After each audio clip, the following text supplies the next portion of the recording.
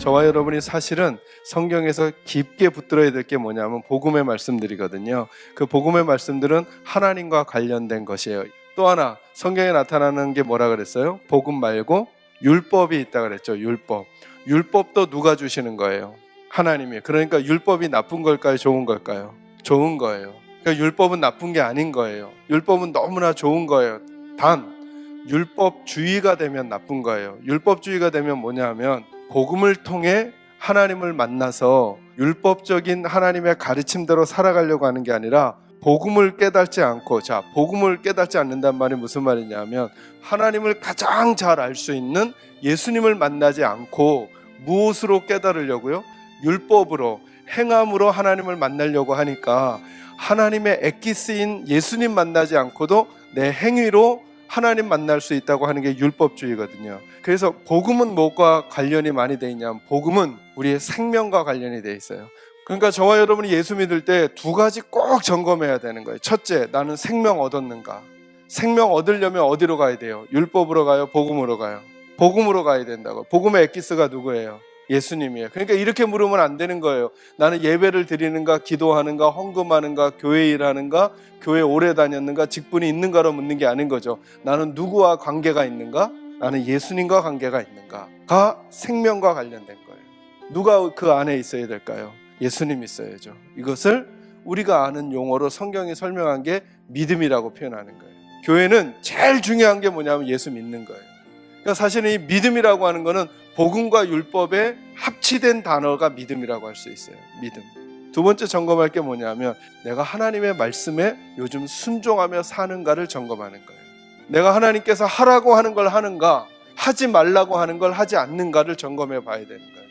풍성하지 않는 삶은 하라는 걸 안 하고 하지 말라는 걸 할 때 풍성할 수가 없는 거예요.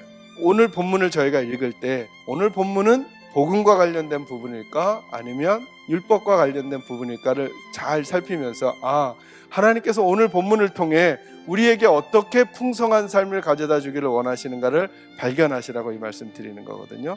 깨어 믿음에 굳게 서서 남자답게 강건하라.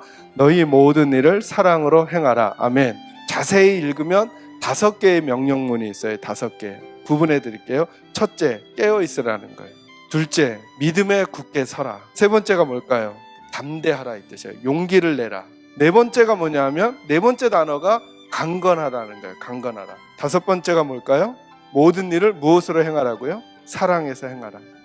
다시 한번 오늘 이 자리에 있는 저와 여러분도 어떤 문제를 우리가 가지고 있는지 모르지만 한번 물어보는 거예요. 이제 하나님께서 우리에게 명령하셨으니까요. 나는 요즘 깨어 있는가? 눈을 떠서 깨는 거 말고 내 영혼이 하나님의 말씀에 반응하고 있는가? 두 번째는요, 형제들아 스데바나의 집은 곧 아가야의 첫 열매요 또 성도 섬기기로 작정한 줄을 너희가 아는지라. 내가 너희를 권하노니 이 같은 사람들과 또 함께 일하며 수고하는 모든 사람에게 순종하라. 내가 스데바나와 나도와 아가이고가 온 것을 기뻐하노니 그들이 너희의 부족한 것을 채웠음이라. 아멘. 거기도 16절이 어떻게 끝나요? 뭐뭐 하라 이렇게 끝나죠. 우리에게 주시는 규례로 끝이 나요. 이 같은 사람들과 또 함께 일하며 수고하는 모든 사람에게 뭐 하라고요? 순종하라. 순종하라. 이 사람들이 누군가 간략하게 설명해 주죠. 아가야라고 하는 지역의 첫 열매래요. 근데 이들이 결단한 게 하나 있다는 거예요. 그게 뭐라고요? 누구를 섬기기로 작정했다고요? 성도를 섬기기로 작정했대요. 그러니까 이 집을 예로 들면서 사도 바울이 뭐라고 말하느냐 하면 하나님의 백성들이 풍성한 삶을 살려면 이 부분을 주의하라는 거예요. 그게 뭐냐면 주님의 백성들을 섬기기로 작정한 사람들과 그들과 함께 일하며 수고하는 모든 이들에게 뭐 하라고요? 순종하래요. 그래서 한번 오늘도 또 두 번째로 묻는 거예요. 나는 요즘 순종적인가 아니면 저항적인가? 그들이 나와 너의 마음을 시원하게 하였으니 그러므로 너희는 이런 사람들을 알아주라. 아멘. 지금 바울은 자기 알아주라고 말하는 게 아니에요. 그죠? 그러면서 18절에 뭐라고 말해요? 그 사람들이 나와 너희의 마음을 어떻게 만들었다고요? 시원하게 했다는 거예요. 시원하게. 그 사람들을 딱 생각하니까 막 이렇게 힘이 나고 즐거워지고 막 이랬다는 거예요. 저는 그 말을 여러분에게 이렇게 전해드리려고요. 저는 우리 교회 성도들이 서로가 서로에게 좋은 자극이 됐으면 좋겠는 거예요.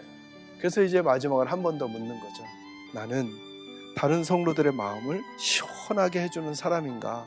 아니면 고구마가 막힌 것처럼 갑갑하게 만드는 사람인가? 내 말로, 내 표정으로, 내 생각으로, 내 태도와 자세로. 저는 우리 사랑하는 계산제교 식구들은 서로에게 좋은 자극이 되고 서로를 시원하게 해주는 분들이 되시기를 주님의 이름으로 축원합니다.